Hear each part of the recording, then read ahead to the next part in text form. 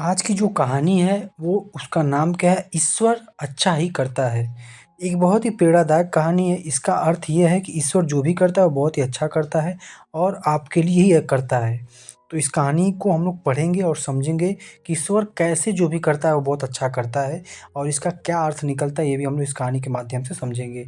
Video अगर अच्छा लगे तो चैनल को सब्सक्राइब कर लीजिएगा और इस वीडियो को लाइक ज़रूर कर दीजिएगा। तो चलिए आज की कहानी शुरू करते हैं। ईश्वर अच्छा ही करता है। आज की कहानी का जो नाम है वो क्या है? ईश्वर जो भी करता है वो क्या करता है? अच्छा करता है। बीरबल एक ईमानदार तथा धर्मप्रिय व्यक्ति थे। वह प्रतिदिन ईश्वर की आराधना बिना नागा किए करते थे। मतलब वो हमेशा क्या करते थे? ईश्वर की आराधना करते थे। इससे उन्हें नैतिक व मानसिक बल प्राप्त होता था।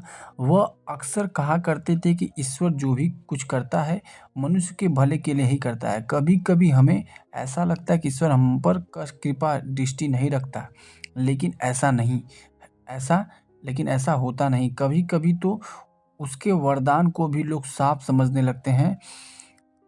की भूल कर बैठते हैं। वो हमको थोड़ी पीड़ा इसीलिए देता है ताकि हम बड़ी पीड़ा से बच सके। एक दरबारी को बीरबल की ऐसी बातें पसंद नहीं आती थी। एक दिन वही दरबारी दरबार में बीरबल को संबोधित करता हुआ बोला, देखो ईश्वर ने मेरे साथ क्या किया। कल शाम को जब मैं जानवरों के लिए चारा काट रहा था तो अचानक मेरी छोटी उंगली कट गई। क्या अब भी तुम यही कहोगे कि ईश्वर मेरे लिए यह अच्छा किया? कुछ देर चुप रहने के बाद बीरबल बोले, मेरा अब ये भी यही विश्वास है, क्योंकि ईश्वर जो कुछ भी करता है मनुष्य के भले के लिए करता है। यह सुनकर वह दरबारी नाराज हो गया कि मेरी तो उंगली कट गई और बीरबल को इसमें अच्छाई नजर आ रही है।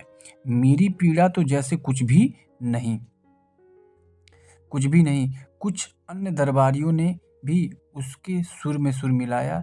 तभी बीच में हस्तक्षेप करते हुए बादशाह अकबर बोले, बीरबल, हम भी अल्लाह पर भरोसा रखते हैं, लेकिन ये तुम्हारी बात से सहमत नहीं। इस दरबारी के मामले में ऐसी कोई बात नहीं दिखाई देती जिसके लिए उसकी तारीफ की जाए। बीरबल मुस्कुराते हुए बोले, ठीक है जापना, समय ही बताएगा। अब 3 महीने बीत चुके थे। वह दरबारी जिसकी उंगली कट गई थी वो घने जंगल में शिकार खेलने निकला हुआ था। एक हिरण का पीछा करते समय वह भटक कर आदिवासियों के हाथों में जा पड़ा। वे आदिवासियों को अपने देवता को प्रसन्न करने के लिए मानव बलि में विश्वास रखते थे। वे आदिवासी क्या रखते थे? मानव की बलि चढ़ाते थे। अतः वे उस दरबारी को पकड़कर बलि चढ़ाने के लिए मंदिर ले गए। लेकिन जब पुजारी ने उनके उसके शरीर का निरीक्षण किया तो हाथ की एक उंगली कम पाई। मंदिर का पुजारी बोला, नहीं, इस आदमी की बलि नहीं दी जा सकती। यदि 9 उंगली वाले इस आदमी की बलि वेदी पर चढ़ा दिया गया तो हमारे देवता प्रसन्न के होने के देवता बजाय प्रसन्न होने के क्रोधित हो जाएंगे। अधूरी बलि उन्हें पसंद नहीं। हमें महामारियों, बाढ़ या सूखे का प्रकोप झेलना पड़ सकता है, इसीलिए इसे छोड़ देना ही ठीक होगा। और उस दरबारी को मुक्त कर दिया।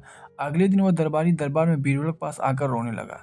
तभी बादशाह भी दरबार में आ पहुंचे और उस दरबारी को बीरबल के सामने रोता देखकर हैरान रह गए।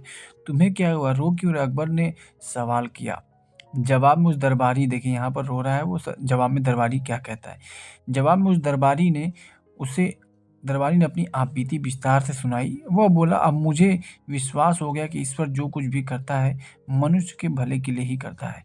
यदि मेरी उंगली ना कटी होती तो निश्चय ही आदिवासी मेरी बलि चढ़ा दिए होते।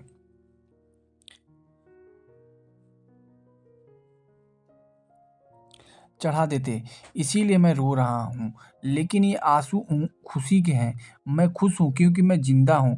बीरबल के ईश्वर पर विश्वास को संदेह की दृष्टि से देखना मेरी भूल थी। अकबर ने मंद मंद मुस्कुराते हुए दरबारियों की ओर देखा और सिर झुकाए चुपचाप खड़े थे। अकबर को गर्व महसूस हो रहा था कि बीरबल जैसा बुद्धिमान उसके दरबारियों में से एक है। तो इस कहानी से हमें ये शिक्षा मिलती है कि अगर आपको अभी किसी प्रकार की कोई कष्ट मिल रहा है तो वो कष्ट का कारण ये भी हो सकता है कि आगे आने वाले समय में आपको कुछ अच्छी चीज़ मिलने वाली है।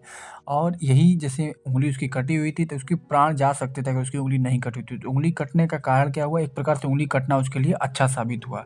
तो कभी कभी क्या होता है कि कोई चीज़ अगर आपके साथ बुरी हो रही है तो हो सकता है कि भविष्य में वो अच्छी चीज़ होना होगा, इसलिए ऐसा चीज़ हो रहा है।